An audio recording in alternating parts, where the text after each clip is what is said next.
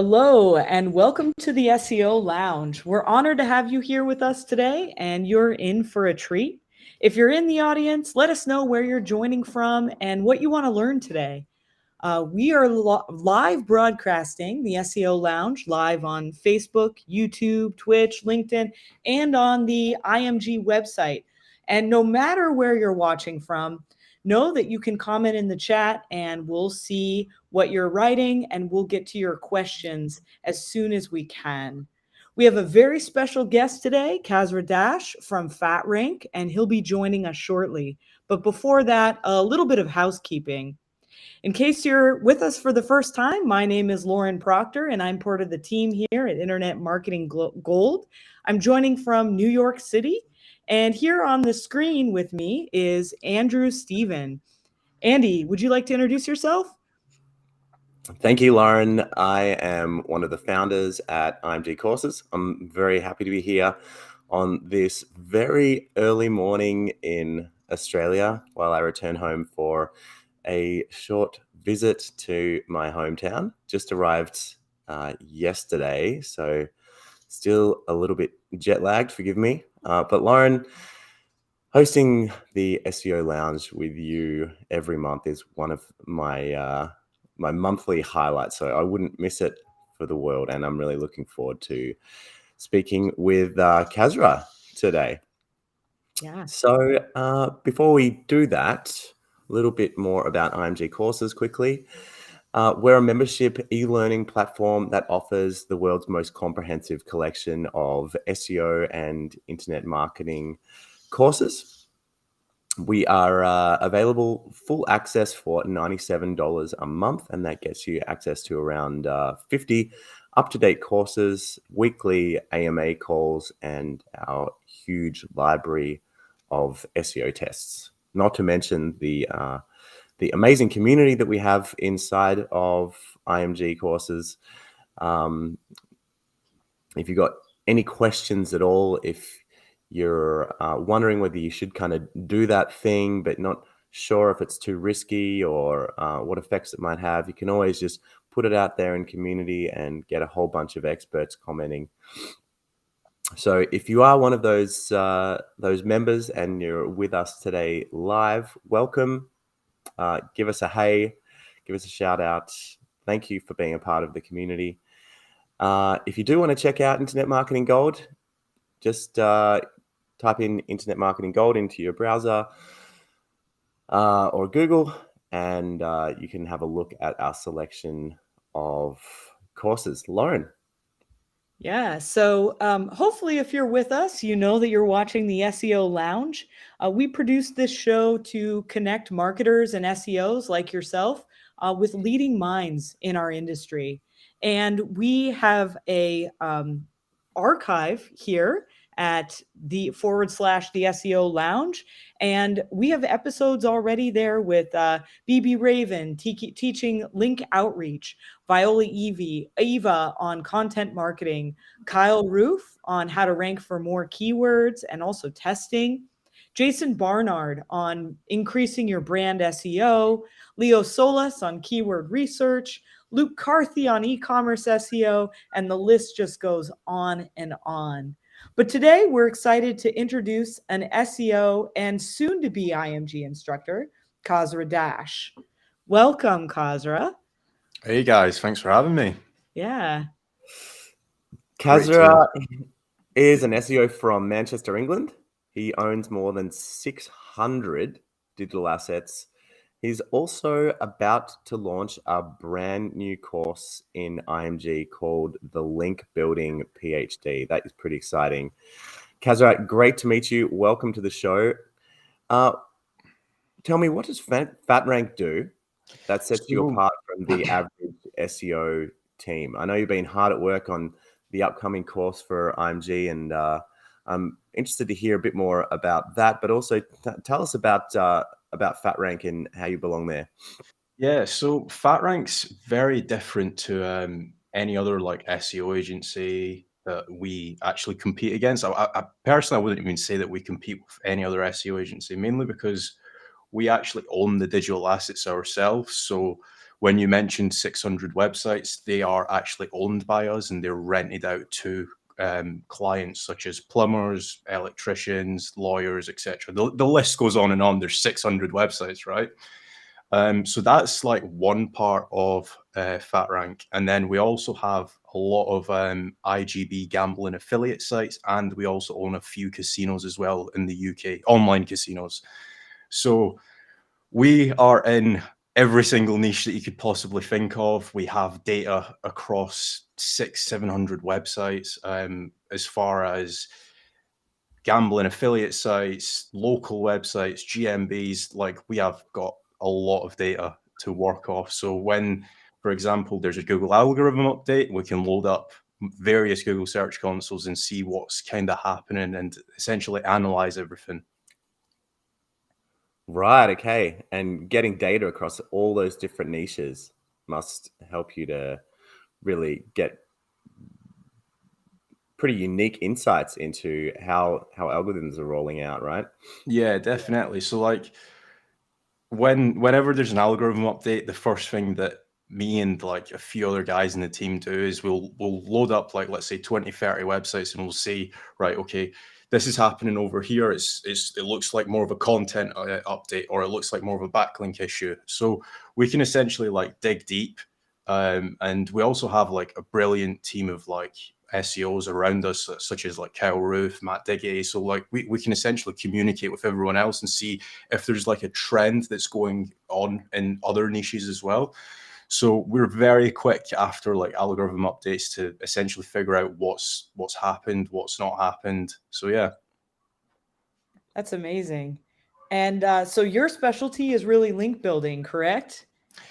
Yeah. So I like to know what everybody's doing in the business, right? So Yeah. like, for example, if you're scaling out content, you obviously need to know how to scale out high quality content, but more so when it comes to links. So when you say my specialty is links, yes, it is, but I also do dabble in content, technical SEO. Like you need to overall know everything, the full ins and outs when it comes to ranking a website, right?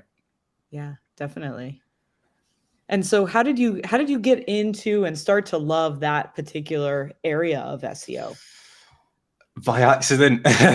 Really? Honestly, yeah. It was definitely by accident. So I started off as a web developer many years ago, and then I essentially learned a little bit more on SEO, figured out what content is, figured out like what links are, and then I homed in on links. Like, there was a lot of good people with a lot of like knowledge that knew a lot about links that I was able to get trained off of over the years.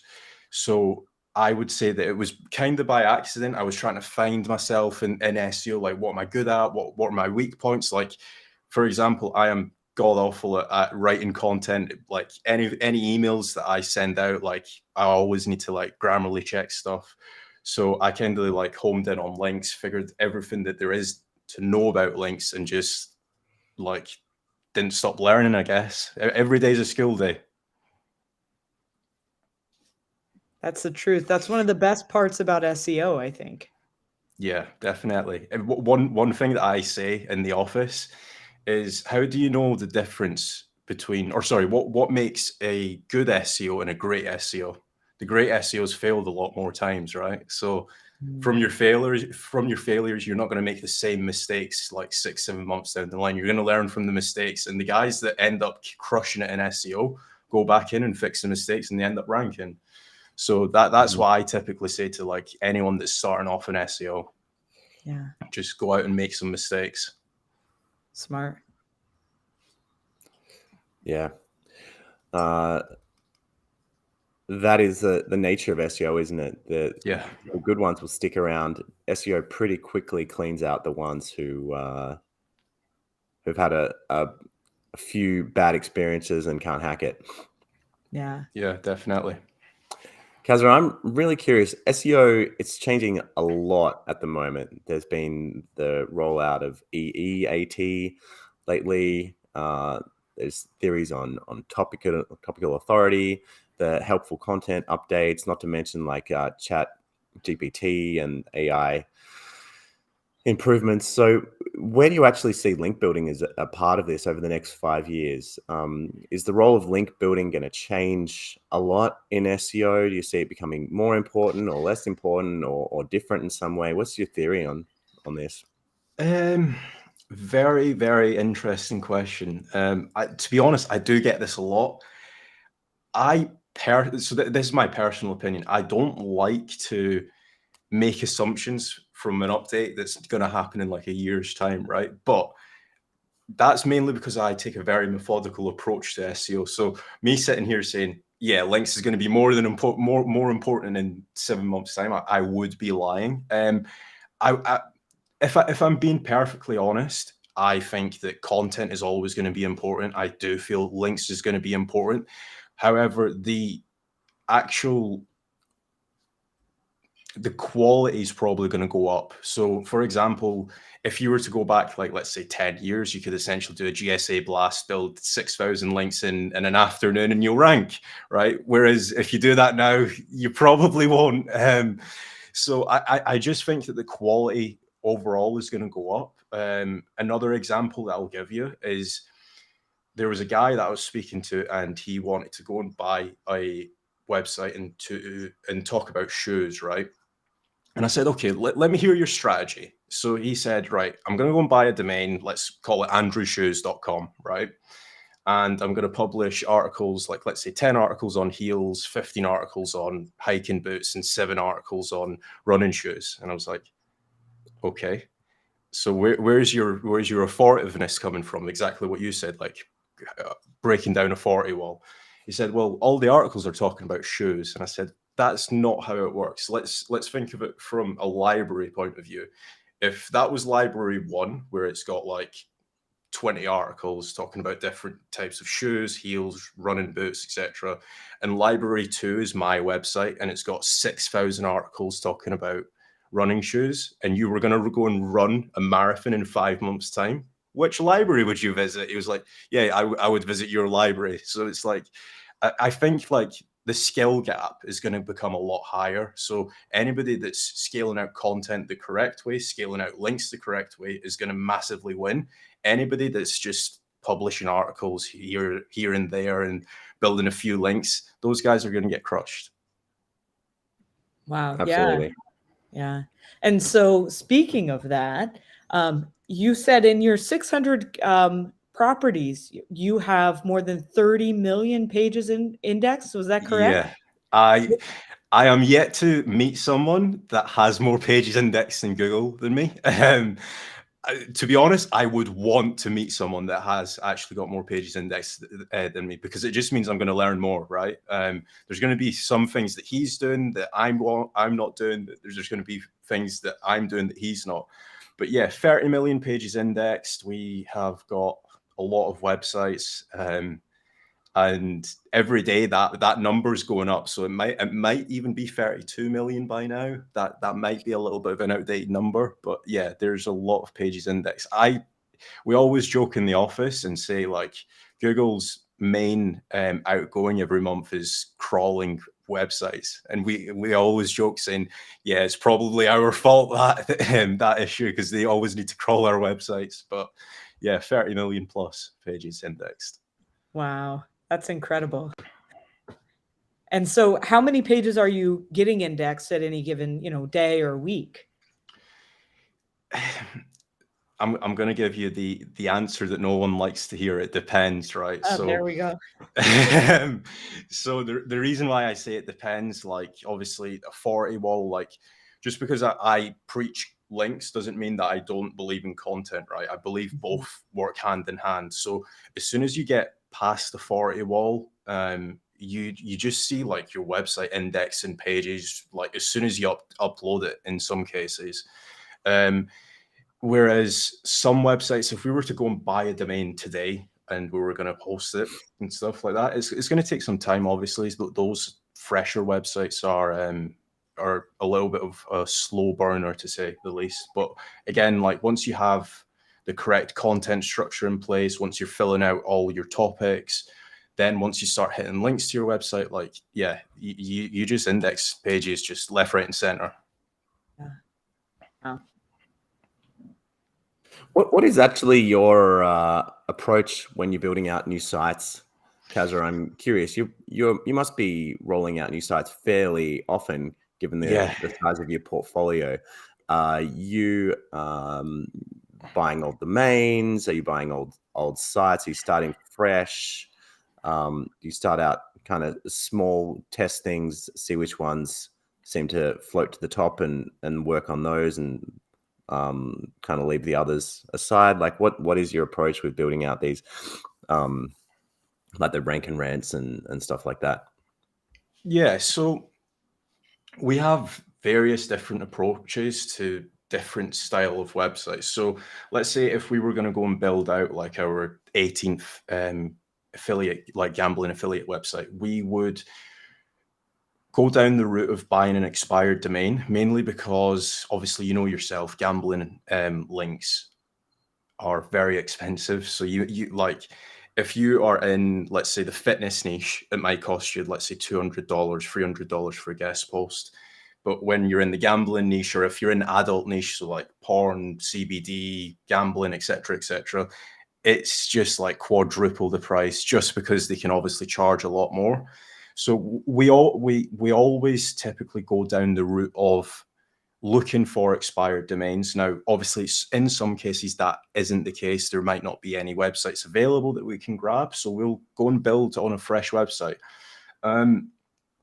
When we're building on a fresh website, we typically, for the first like 2 to 3 months, all we do is build power. Now, there's obviously like a lot of people saying that what's better, is it power or is it relevance? Now, obviously, when you're trying to scale out a website to begin with, there is no power and there's also no relevance. But to index all the pages, like let's say we wanted to go and build a website on, again, I'll use the running shoes example. We go and publish 200 articles on different brands, the best running shoes for marathons, etc. Now we need to essentially get all of those pages indexed. Every website has a crawl budget. The more links, typically, if you have pointing to the website, the crawl budget increases. So we mainly focus on power to begin with, and then we start tapping relevance. Now, I'm a firm believer in both. Like, some guys only go for powerful links, some guys only go for relevant links. At the end of the day, you do need both. Like, there's been multiple Google algorithm updates in the past like 2 years I've looked at, and Google seems to go from power to relevance to power to relevance, and the sites that have only been building powerful links, they are the ones that get slapped. And then 3 months later, when Google decides to go back to powerful links, they recover. So we try to tick all the boxes. We try to build both powerful links and relevant links. I hope that answers the question. Right. Okay. Yeah. I mean, natural diversity is key, right? Yeah, definitely. If you think about the way that a authoritative site that's been around a long time naturally acquires links, some of them are going to be from powerful sites, some of them are going to be from relevant sites that don't have any authority. They come from everywhere. So yeah. I think a lot of people who take the approach of focusing on building just one particular type of link, especially if those are things that they can fully control, like Web 2.0 stacks and stuff like that, that just isn't going to look natural at all, even if it provides an initial boost of authority, right? Yeah, definitely. Like, again, I've seen it a lot of times where guys have come to me and they've said, my website's tanked, what's wrong? And I very quickly look at their backlink profile. I'm like, there's no relevance there, man. Like, go and build more relevance. Or they've just been building relevant links. And again, both methods do work. Like, if you were to go and build, like, let's say 30 powerful links, you will see like rankings increase, right? There's no doubt about it. But to future-proof your website, like, there's so many websites that I look at now, and they've been slapped mainly because of that reason. They've been building one or the other. Now, it will initially work. You will initially see a jump, but you should be building both just to increase the longevity of the actual website. Right. Hey, Kasra, I've got a kind of specific question, and you don't have to give away your secret sauce here, but it's something that I've wondered about for a while, and that's in terms of local rank and rent sites. I really love the model of rank and rent, but I know a lot of people have trouble doing it. They say it sounds easy, it sounds great, but it really isn't. And they've kind of dabbled in it and then ended up back in like client SEO or something like that. Google's pretty good at working out the authenticity of local businesses these days. Yeah. How do you go about emulating this on local rank and rent sites without actually being a local business? Okay, very good question. So the reason why, or the biggest issue that we've had in the past when it comes to rank and rents is obviously finding the client. Ranking isn't an issue for us. And I'm not trying to say that to brag, but ranking the website should be the easy part, right? So you've ranked the website and it's generating new leads. Finding the client's probably the hardest part. So that's probably like, that might answer a few people's questions. But to actually make the website authentic, the reason why I say finding the client is the hard part is you're going to essentially need to build a website around them. So let's say, Andrew, you're a plumber, right? If I came to you and said, hey, Andrew, I'm going to generate you more leads.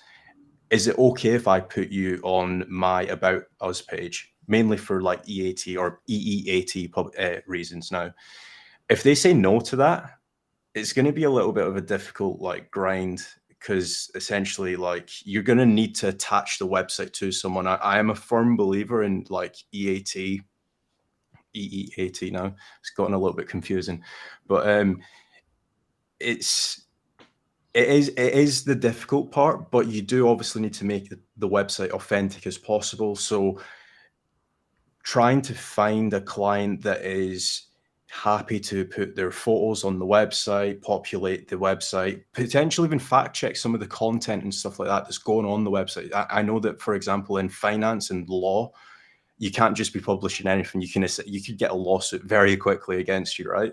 So trying to find someone that's happy to just even spend like 10, 15 minutes with you every like few weeks, essentially going over like maybe there's a new law in place and you need to write about it on the website. It's very, very, very important. We typically, with our client base, we say to them, right, we're going to build you like a rank and rent website, but we need photos of your products, we need photos of your team, we need videos of your office, etc., etc. And 9 times out of 10, they do agree, but you do sometimes come across people that are a little bit hesitant. They might not know you. It does come down to like how well the relationship is with the client. If you've got a really good relationship, if they know that you are going to actually generate them more money, it would be stupid for them to say no to that. So yeah, that's what we do. We do try and make the websites authentic. Like there's been a lot of websites that I've seen that just look like PBNs and they're on page 6 for a reason. Right. So yeah. Right. So real naps and all that kind of thing. Definitely. Right. I'll keep asking questions unless you want to jump in there, Lauren. And we got to have to cut across to your presentation pretty soon so we don't run out of time. Okay. Well, I'm curious. I know you guys have a pretty big team over there. Kyle told me he was the one who met you for the first time, I think. In Phuket. What? Phuket in Thailand, right? Yeah. Only like couple of months ago, I guess, if that. Yeah, so that was in November at Charles's event. Okay, Charles Float's mastermind. Yeah. Notorious. That would have been good. Yeah, it was that was actually the second time I've met Kyle. Like both times, weirdly, the first time that I ever met Kyle, we went and played mini golf at literally like 20 minutes down the road. And if anyone knows me or like one of my business partners, James Dooley, we probably go to that mini golf place every weekend. So Kyle Roof came and he absolutely destroyed both of us. And we were like, how is this happened? Have you trained here before? He's like, no, I'm just good at golf, I guess. I'm like, oh, right, okay. Yeah, he actually went on a full sports scholarship to university in Virginia, I think, Right, okay. on a golf scholarship. So He didn't mention that. he didn't? Right. No, he didn't. Wow. He's got a few tricks up his sleeve, this guy. But anyway, going back to the team, what does kind of a typical day look like for you? Mayhem. Absolute mayhem. I'm always curious to see, like, when we focus in on the detail of the day-to-day. So yeah, like we've got like I've part own like various different companies. So I've got like the Rank and Rent agency. I also have Searchroot that does like the content and the link side of stuff. And then we also like invest in like various companies that we do end up doing lead gen for, or Rank and Rents. But for the main team, we have a sales team that typically do like sales generation. So like we don't just do lead gen for some of our clients. We also do sales generation, which if anyone's that's watching, if you're in lead gen, if you move into sales generation, which isn't that hard, you can essentially like double or triple the amount that you're actually selling your leads for. So if you're selling them for like $100, a very qualified lead that's went through like a sales team, you can sell it for like $200-300. So we have a sales team that consists of like 6 people. That's within the office. We also have a call center which has 150 members of staff, like literally just dialing, picking up phone calls. Like we have really strict KPIs with those guys. If they don't like answer a lead within 16 seconds, there's a guy on them. So yeah, that's from the sales point of view. Then when it comes to the in-house like SEO editors, like the guys that are like middle managers, they are mainly doing like a lot of SEO edit works. So when people say scale content, you should also be scaling freshness as well. So for example, if you have a page talking about the best TVs of 2023 now, that page consistently needs updating. Like LG are going to release 3 new TVs this month, and it's not going to be the best page anymore.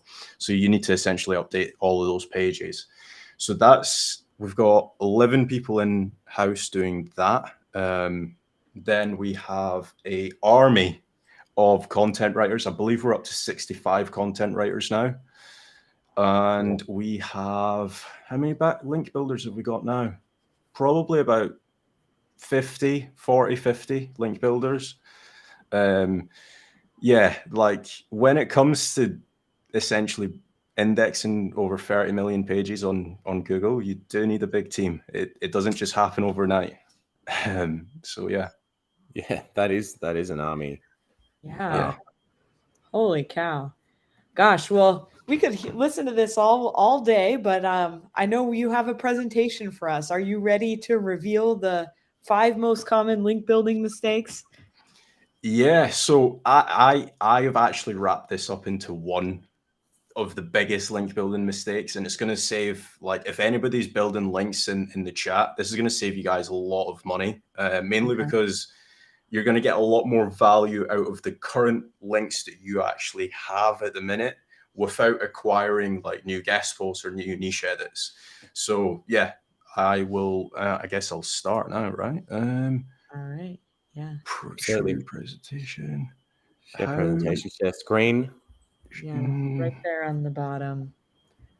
So it has extra camera, presentations, and local video.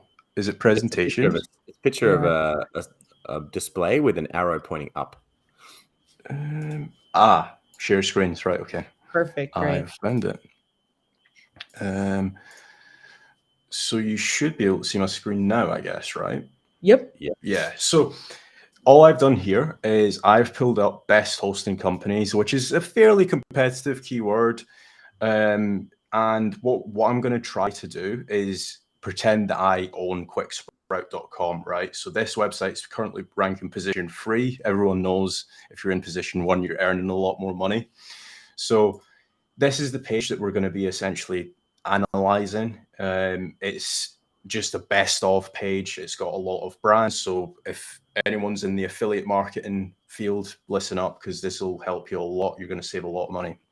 So all I'm going to do is just grab this URL, run it through Ahrefs, and make sure that it's on exact URL.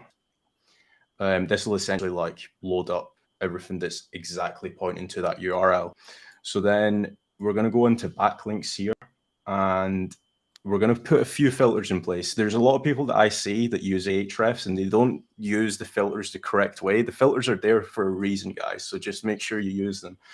So select do follow. We want to be looking at do follow links, mainly because they're the ones passing power and relevance.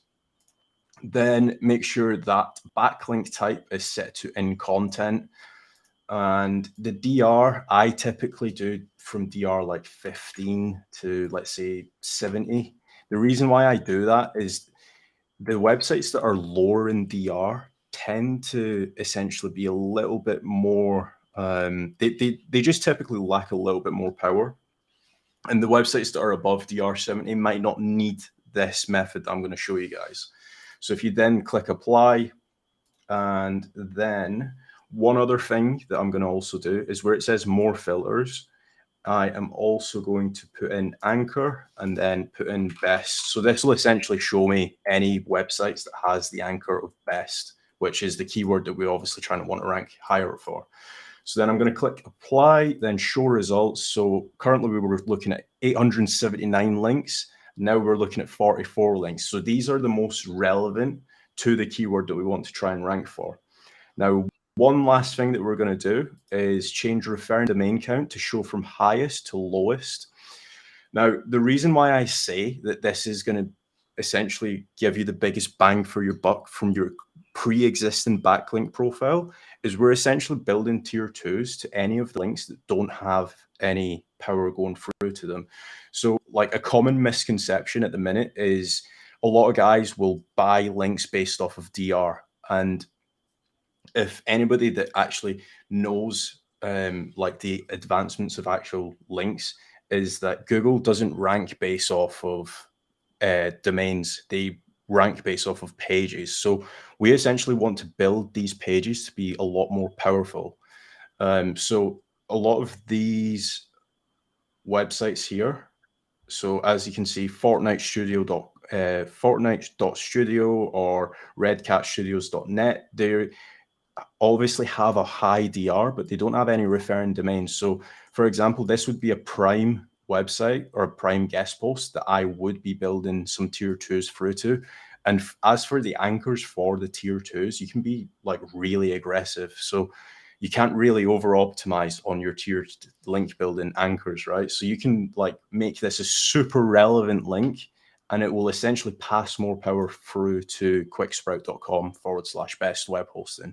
So from this list, I would probably build like tier 2s through to a lot of these websites. And tier 2s, by the way, is a lot cheaper than building more guest posts. So like these guys obviously have built like hundreds of guest posts, but they didn't really need it. If they had just powered up the actual guest posts that they initially had, they would have seen the jumps to begin with. So yeah, that's essentially the tiered link building example.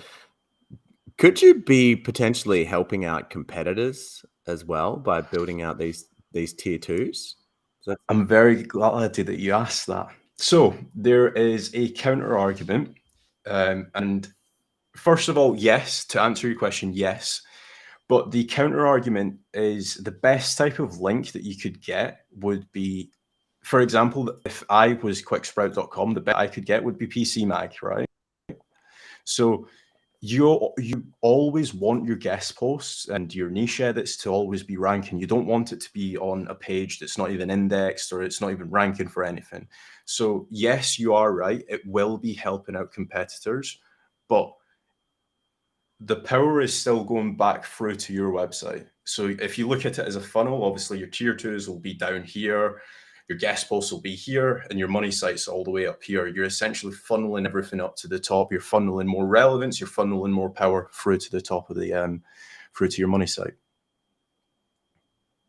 Okay, cool. Tell us a little bit more about how you build those tier 2s out. Are they mostly guest posts, or you said you don't have to be as strict about where you're acquiring these links from, about like too much keyword like a lot, density in your anchor text, yeah. etc. So a lot of people, like when I say do tiered link building, they think like GSA, just spam it away. That's again not what I'm saying.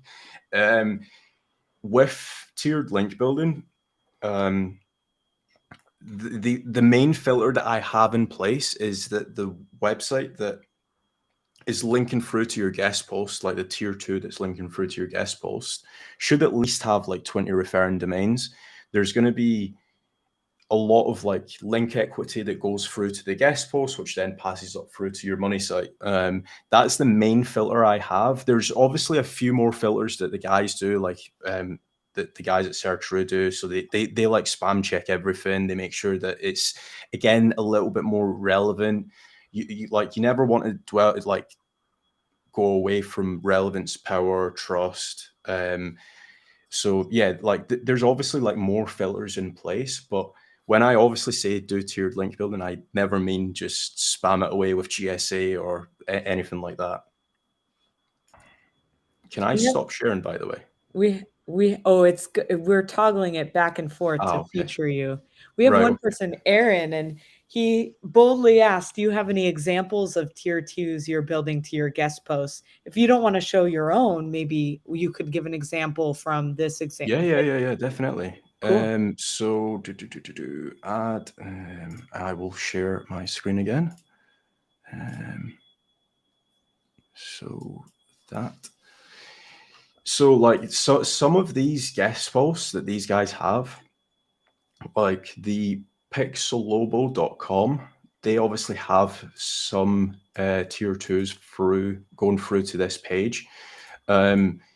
One thing that I won't be able to show you is the correct way of doing it. So these guys have done like anchors such as WordPress and key steps for launching a new WordPress website, which isn't too bad. Like, okay, I'll show you a bad example of tiered link building, I guess. So this guest post here has 2 links going through to it. I don't know why Ahrefs is actually, it's got 3 links going through to it. So they've done an okay job here by picking WordPress, 2 anchors on WordPress, and 1 here that also has WordPress and website. But for this, if I was to go and build tier 2s going through to it, I would be a lot more aggressive with the anchors. I would be building like 5 tier 2s. It would all be website related, hosting related. WordPress isn't that bad, but I would be making sure to get best, hosting, and also companies all in the anchor text. So this is a prime example of a bad tiered link building strategy. Let's take a look at a few of these to see if there is any good ones. Typically, a lot of guys don't actually do any tiered link building, which is absolutely bizarre to me. One thing that I could do is show you guys gambling.com. These guys do a lot of tiered link building, so they're going to have a little bit more of a better example. So if I do show results, and so as you can see, if we look at, for example, these guys. So this gambling.com, for anyone that doesn't know, they're a big brand, obviously a gambling affiliate website. If we go into anchors here, as you can see, that like there's a lot of like A9 play casino. There's a lot of casino related anchors and stuff. So that's what I would say is a good example of a tier 2. There's personally, if anybody does want a good example of tiered link building, gambling.com do it very well, and they rank very well for gambling phrases. So if anybody does want to check it out, this would be my go-to website. what do you use as far as an equation for working out the quantity of tier 2s you would put onto the most important tier 1s? Right. Okay. Do So you have kind of a method to that? when you say equation, do you mean as in like how many tier 2s do I build per guest post? Yeah. How do you, because obviously it's going to be different depending on the page you're trying to rank. Yeah. So again, I have a very methodical approach to everything. So I don't like to go gung ho on just building 6,000 tier 2s because there might not be a reason to build 6,000 tier 2s. I typically do like 5 tier 2s to every guest post, depending on DR, like anywhere between 3 and 5 tier 2s to guest posts. I also take into consideration like the DR. So if the DR is a little bit lower, if it's like a DR 25 site, it might need a little bit more tier 2s. There's also a really good way of factoring in if the page, like if the guest post has any internal links. If it doesn't, again, you're going to need to build some more tier 2s. Like there's a lot of guest post websites that I see personally that don't do internal links to the actual guest post. So those ones I would prioritize with a few more tier 2s. It's completely down to the actual website that you have a link from. Right. Good answer. Thank you. Okay, so that's your presentation. I'd like to know a little bit more. The course that you're putting together for IMG, I know it includes a little about tier 2. What else are you teaching in the course that the members are going to see in the next month or two? So yeah, brilliant question actually. Where do I Link building start? PhD. Yeah, link building PhD. Everything you need to know about links. I think I actually mentioned this in the intro. Everything you need to know about links is answered in the actual course. And I have promised in the start of the course, if it's not answered, I will build a follow-up video and I'll post it after, like, let's say 2-3 weeks. Everyone's had enough time to actually do the course. They might have some questions. I will build a follow-up video. But there's everything from DR, like how to actually calculate DR the correct way. There's a lot of websites that manipulate DR. So when you're buying a DR 65 website, when you're spending $600 on that link, is it actually worth it? I actually dig down into a lot of websites and I show people how DR can be manipulated, because a lot of people think, oh my God, DR is the beyond and end all metric. Now, I'm not hating on DR, obviously. It's a really good metric to go by, but there's a lot more to it. So I go into DR, I go into spam scores, I go into how to do a little bit of outreach. I know that I think you mentioned BB has an outreach course. That's probably going to be a lot better to do if you're just focusing on outreach. I recommend watching that course. Pretty awesome. Yeah, but I do a little bit on outreach. I do spam scores, how to actually figure out your spam score. Every link on the entire web has a spam score. If you're building links without knowing the correct spam scores, you're just going to set yourself up for failure. Obviously, I go into to detail about tiered link building, guest posts, niche edits, the pros and cons to both. Like everyone thinks I'm only going to build guest posts or I'm only going to build niche edits. You need to know the pros and cons and when to use guest posts. It's like a Swiss Army knife. You obviously need to know everything. And then I also talk about link velocity. I also do a little bit on PBNs as well. PBNs isn't part of my strategy, I'll be honest with you guys, but I do speak about it because I do feel like it's important to know about everything when it comes to PBNs. And then also one other thing that not many people talk about is negative link velocity.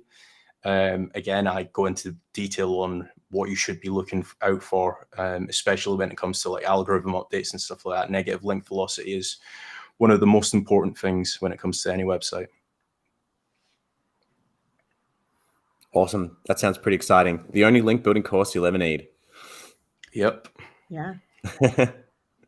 And Aaron asks when that's slated for release. It looks like that's going to be March 1st, right, Andy? I don't have a firm date on it. There's a couple of things going on around this time, but yeah, it'll either be then or the following month. Yeah. I don't take care of the course schedule. Soon, though, very soon. He really threw me under the bus there. Sorry. Yeah, and so there's a couple more final questions though before we just move to the outro. We're about 30 minutes to the hour, so I think we might have time to just run through a couple more. Dominic, when it comes to local SEO, do you prefer to focus on backlinks with geo-relevant terms, such as focus keyword plus location, or is there a link type like directory that you kind of prefer? That essentially goes back to what we were saying, Andrew. You obviously need to diversify your backlink portfolio. If you only focus on directories, yeah, it's a brilliant start. But you obviously do need the power. You do need you do need the focus keyword and the location as well in your anchors. So, for example, if you have 60 directory websites, they don't really pass much power. Yes, they pass a lot of relevance, but again, the power just isn't there. So on easier SERP, so like for example, like a city that's got like 1,000 population, you're not going to need that much power. But if you are trying to rank, for example, lawyers in New York, you're going to need the directories, you're going to need the relevance, you're going to need the powers. So it's just a holistic approach then. Right. Fair. I think we might just take one more question because I like this question a lot. It's not related to link building, but look, the reason I like this question is because we built out, Kyle and I and our other business partner, Maria, we built an agency up to about 28 people before we kind of ended up being acquired. And I found that was kind of the ceiling for being fairly manageable without really scaling a lot. Now you guys have got a huge team. I imagine it wasn't always that way. I'm not sure if you were involved in the hyper growth there. How did you manage to scale your business, and what have you learned about scaling businesses to transition into Ali's question there? So sorry, what's the question? How have I scaled the business? Yeah, I mean, even if we just Okay. focus on your part in link building, like managing 50 link builders by itself is no small feat. So I think the biggest thing is having SOPs in place. So you should never rely on someone. If, say, for example, any one of my link builders fell sick or if they wanted to leave tomorrow, I'm not going to be panicking. I'm not going to lose sleep over it, right? So I have a lot of SOPs in place. I could literally train up Lauren, for example, tomorrow to be a link builder. So I think SOPs are probably by far the biggest part to scaling a business to that extent. I also think that when you're hiring, so like our hiring process is like we'll go out and hire, let's say, 10 content writers. Now, we know for a fact that all 10 aren't going to be the best. There might be like 2 that are extremely good. Like they write content well, they're speedy, they're quick, they grammar check everything. They're just 10 out of 10 content writers. When we find those gems, we essentially give them like a managerial role, like kind of like put them in a higher position, right? And their role is essentially then to manage their own team. So like they are then checking other people's work within their small team. That's how we found it works the best. Another thing, if I'm being brutally honest, not everyone's going to be a perfect employee. So you need to find out who's like what the strengths are and essentially play to their strengths. So like what I mentioned earlier in the video, my strength definitely isn't content. Like I couldn't write 10,000 words of content like every week. It's like some of our content writers. So play to your strengths, and it also applies to all your employees as well.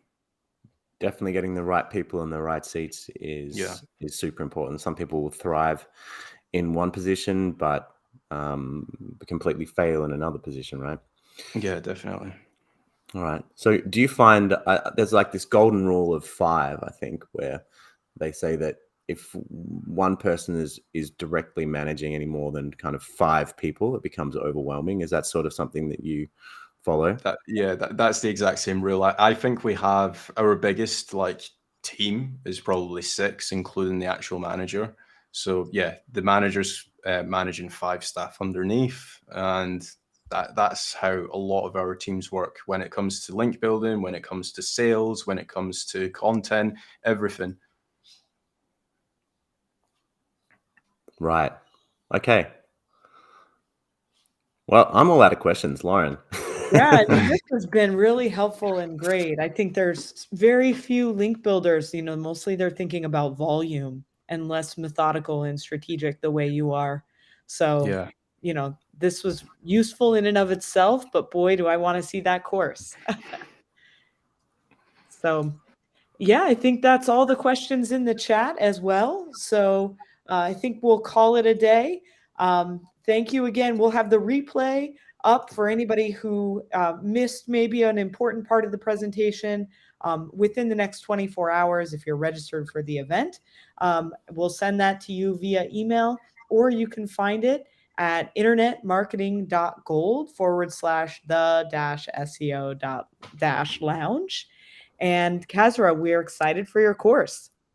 Thanks for having me on. Thanks for everyone participating in the questions. I hope I answered everyone's questions.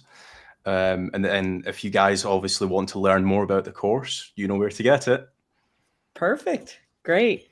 Thank you all. And we'll call it a wrap. Goodbye. I'd just like to do a quick promo for the summit that we have coming up as well. Because it's pretty exciting. It's going to be in about 5 weeks' time, so it's probably going to be instead of next month's SEO Lounge, and it's called SEO Reborn, SEO in the age of AI, and concept that me and another team member at Internet Marketing Gold came up with, and we just really wanted to bring together all the kind of greatest minds in our industry to find out how AI has changed how they're doing SEO in 2023. And my true goal is to really help give everyone in our space ideas on how they can turn what might at first seem like a threat to some into hopefully a big opportunity to grow their businesses. So it's coming up on the 27th of February. We haven't officially released the speaker list or made registration available, but I can tell you that we have Alita Solis, we have Ryan Stewart, we have Taylor Kimball, we have Kyle Roof. We're working on a few other big name speakers and a few other kind of AI SEO gurus behind the scenes. And if you're on our mailing list, you will be invited to the event. As I mentioned, it's free. If you're not, then just go to the SEO Lounge page on our website, scroll down the bottom, and you can join our mailing list and you'll be invited to the event there. So yeah, thanks from me to everyone who came along today, and also to our guest, Kasra. It was a really great episode. Really enjoyed meeting you, and looking forward to your course release. Cheers. Thanks for having me on, guys. Great. Thank you. All right. Well, we hope to see you at the summit and again at the SEO Lounge, and see you in Internet Marketing Gold.